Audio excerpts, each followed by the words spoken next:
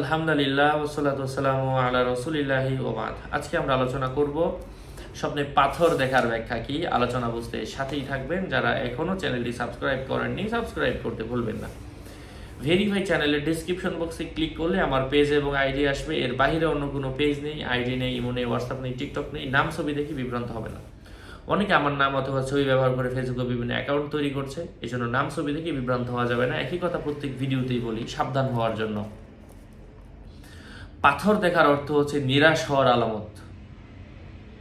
যদি রুচির সঙ্গে পাথর খায়, মানে সে খুবই আগ্রহ ভরে ইচ্ছা করে সে পাথর ভাতের মতো খাচ্ছে, সে নিজে ধোঁকাগ্রস্ত হবে এবং জীবিকা নির্বাহের ক্ষেত্রে সে হিমশিম খেয়ে যাবে।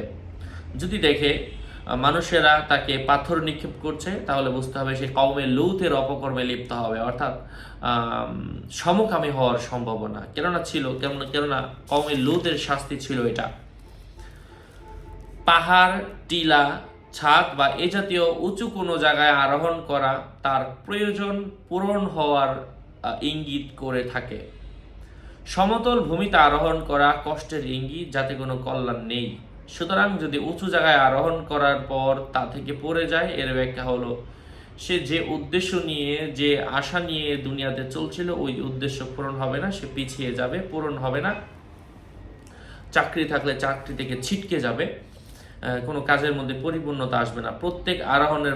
প্রত্যেকবার পাহাড়ে উঠা এটা অবশ্যই প্রশংসার দাবিদার, যদি তা সমতল ভূমি না হয়। অর্থাৎ উপরে ওঠা অবশ্যই সম্মানিত হওয়া, উপর থেকে নিচে পড়ে যেতে দেখা এটা বিপদ। যাই হোক, আশা করছি বুঝতে পেরেছেন। আরও আপডেট পেতে সাথেই থাকবেন। সকলের মঙ্গল কামনা করে এখানেই শেষ করছি। আসসালামু আলাইকুম ওয়া রাহমাতুল্লাহি ওয়া বারাকাতুহু।